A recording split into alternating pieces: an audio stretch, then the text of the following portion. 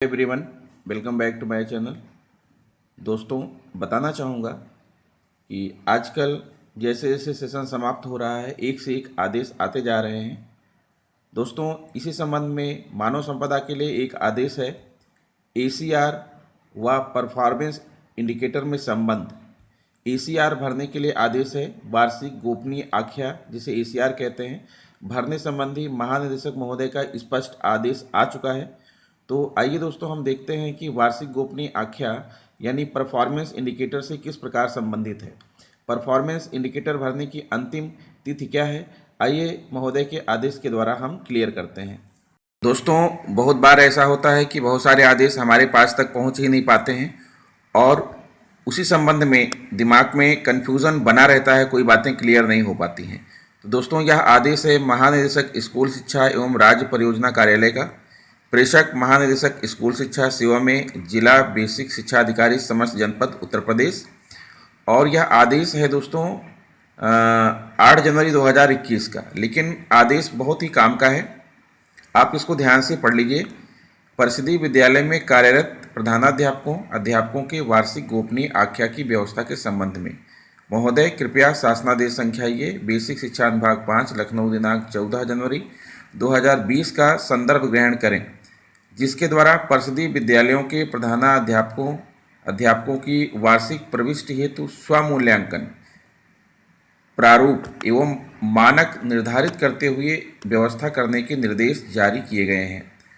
उक्त संबंध में आपको निर्देशित किया जाता है कि मानव संपदा पोर्टल पर परिषदीय विद्यालयों में कार्यरत अध्यापकों का शैक्षिक सत्र 2020-21 हेतु वार्षिक मूल्यांकन प्रविष्टि की प्रक्रिया समयबद्ध रूप से पूर्ण कराई जानी है, जिसकी समय सारणी निम्नवत निर्धारित की जाती है।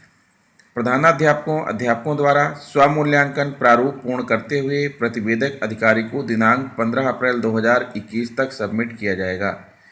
प्रतिवेदक अधिकारी खंड विकास अधिकारी द्वारा मूल्यांकन कर प्रविष्ट दिनांक 15 मई 2021 तक सबमिट किया जाएगा।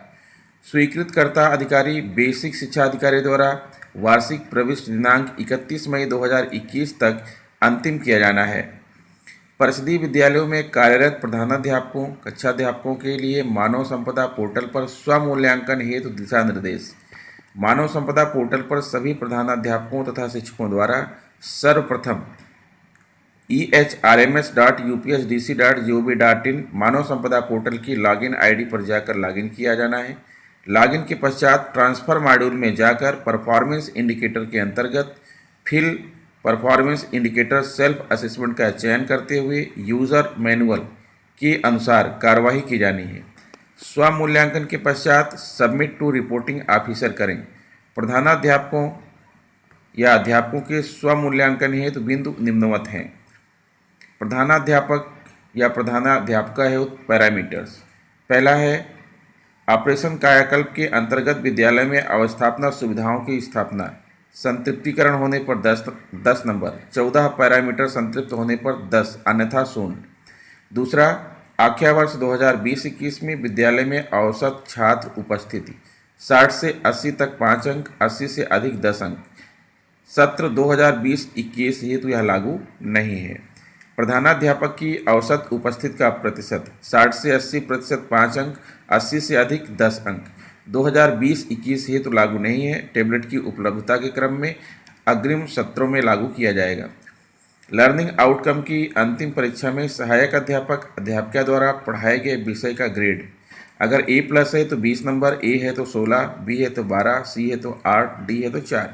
यदि कक्षा में 75% या उससे अधिक छात्र A+ अथवा A कैटेगरी में आते हैं तो 20 अंक अन्यथा 0। दीक्षा पोर्टल का उपयोग छात्रोपयोगी डिजिटल शिक्षण सामग्री का शिक्षण में नियमित प्रयोग करने पर 10 अंक। दीक्षा पोर्टल का उपयोग करते हुए ई पाठशाला के कंटेंट सभी छात्रों को उपलब्ध कराने हेतु पत्रांक महानिदेशक के ये 2020 के अनुसार जोड़े गए छात्रों अभिभावकों की संख्या तथा उनके द्वारा दीक्षा की डिजिटल सामग्री उपभोग की स्थिति के आधार पर 10 अंक। छात्र रिजल्ट कार्ड सभी छात्रों को उपलब्ध कराना, 100% वितरण करने पर 10 अंक वास्तविक आंकड़ों के आधार पर। एसएमसी की नियमित बैठकों में प्रतिभाग प्रतिमाह बैठक करने पर 10 अंक वास्तविक आंकड़ों के आधार पर। छात्रों द्वारा पुस्तकालय का प्रयोग, नियमित प्रयोग होने पर 10 अंक वास्तविक आंकड़ों के आधार पर। मॉड्यूल आधारित ध्यानाकर्षण एवं शिक्षण संग्रह के प्रयोग की स्थिति, कक्षा शिक्षण में नियमित प्रयोग होने पर 10 अंक वास्तविक अंगीकरण के आधार पर। सहायक अध्यापक अध्यापक हेतु पैरामीटर्स क्या हैं? आउट ऑफ स्कूल बच्चों का सर्वेक्षण एवं नामांकन, चिन्हित सभी बच्चों का नामांकन कराने पर 10 अंक वास्तविक आंकड़ों के आधार पर। आख्या वर्ष 2020-21 में अध्यापक की विद्यालय में औसत छात्र उपस्थिति 60 से 80% पर 5 अंक, 80 से अधिक 10%, और यह 2020-21 के लिए लागू नहीं है। सहायक अध्यापक अध्यापिका की औसत उपस्थिति का प्रतिशत 60 से 80 के लिए 5 अंक, 80 से अधिक के लिए 10 अंक। सत्र 2020-21 हेतु लागू नहीं, टैबलेट की उपलब्धता के क्रम में अग्रिम सत्रों में लागू किया जाएगा। लर्निंग आउटकम की अंतिम परीक्षा में सहायक अध्यापक अध्यापिका द्वारा पढ़ाए गए विषय का ग्रेड A+ के लिए 20, A के लिए 16, B के लिए 12, C के लिए 18, D के लिए 4। यदि कक्षा के 75% या उससे अधिक छात्र A ग्रेड अथवा A कैटेगरी में आते हैं तो 20 अंक, अन्यथा 0। दीक्षा पोर्टल का उपयोग, छात्रोपयोगी डिजिटल शिक्षण सामग्री का शिक्षण में नियमित प्रयोग करने पर 10 अंक। दीक्षा पोर्टल का उपयोग करते हुए ई पाठशाला के कंटेंट सभी छात्रों को उपलब्ध कराने हेतु पत्रांक इसके अनुसार जोड़े गए छात्रों अभिभावकों की संख्या तथा उनके द्वारा दीक्षा की डिजिटल सामग्री उपभोग की स्थिति के आधार पर 10 अंक। फिर सेवारत नियमित प्रशिक्षण कार्यक्रम में प्रतिभाग करना, प्रशिक्षण में सभी दिन प्रतिभाग करने पर 10 अंक। निष्ठा के समस्त प्रशिक्षण पूर्ण करने पर 10 अंक। एसएमसी की नियमित बैठकों में प्रतिभाग, प्रतिमाह बैठक करने पर 10 अंक वास्तविक आंकड़ों के आधार पर। छात्रों द्वारा पुस्तकालय का प्रयोग, नियमित प्रयोग होने पर 10 अंक वास्तविक आंकड़ों के आधार पर। मॉड्यूल आधारशिला ध्यानाकर्षण एवं शिक्षण संग्रह के प्रयोग की स्थिति, कक्षा शिक्षण में नियमित प्रयोग होने पर 10 अंक वास्तविक आंकड़ों के आधार पर। प्रतिवेदक अधिकारी खंड शिक्षा अधिकारी हेतु दिशा निर्देश, सभी ब्लॉकों के खंड शिक्षा अधिकारी सर्वप्रथम मानव संपदा पोर्टल पर मानव संपदा की लॉगिन आईडी पर लागू करते हुए यूजर मैनुअल के अनुसार कार्यवाही करें। खंड शिक्षा अधिकारियों के स्तर पर प्रतिवेदक अधिकारी के रूप में अध्यापकों द्वारा की गई स्वमूल्यांकन रिपोर्ट पर अपनी प्रविष्टि की जाएगी। अध्यापकों के स्वमूल्यांकन प्रारूप में दिए गए विवरण से संबंधित डाटा की निर्दिष्ट स्रोतों से पुष्टि करते हुए उचित नियमानुसार सही अंक अंकित किया जाएगा। प्रतिवेदक अधिकारी द्वारा अंकित किया गया अंक यदि शिक्षक द्वारा स्वमूल्यांकन के अंक से कम है, इस हेतु प्रतिवेदक अधिकारी द्वारा टिप्पणी के कॉलम में इस विचलन का कारण टिप्पणी के रूप में लिखा जाएगा, जो कि शिक्षक को स्वयं के लॉगिन पर प्रदर्शित होगा। तदुपरांत अपनी प्रविष्टि के उपरांत मानव संपदा पोर्टल पर बेसिक शिक्षा अधिकारी को स्वीकृत हेतु भेजना सुनिश्चित करें। अध्यापकों को मूल्यांकन हेतु बिंदु व डाटा हेतु स्रोत, सहायक अध्यापक अध्यापिका की औसत उपस्थिति का प्रतिशत 60 से 80, 5, 80 से अधिक 10। 2020-21 के लिए लागू नहीं है। लर्निंग आउटकम की परीक्षा के विषय में वही चीज़ें हैं, दीक्षा का उपयोग वही है, यानी जो पॉइंट्स आपको पहले बताए जा चुके हैं दोस्तों वही हैं। फिर नीचे है, फिर यहाँ भी वही सारी चीज़ें रिपीट की गई हैं। आगे बढ़ते हैं। बेसिक शिक्षा अधिकारी स्वीकृतकर्ता अधिकारी, समस्त जनपदों के बेसिक शिक्षा अधिकारी सर्वप्रथम मानव संपदा पोर्टल पर लॉगिन आईडी पर जाकर लॉगिन करते हुए खंड शिक्षा अधिकारियों प्रतिवेदक अधिकारी से प्राप्त अध्यापकों के स्वमूल्यांकन प्रारूप पर प्रविष्टि का अवलोकन करते हुए अपनी प्रविष्टि स्वीकृतकर्ता अधिकारी के रूप में यूजर मैनुअल के अनुसार निर्धारित समयावधि में मानव संपदा पोर्टल पर अंतिम रूप प्रदान करेंगे।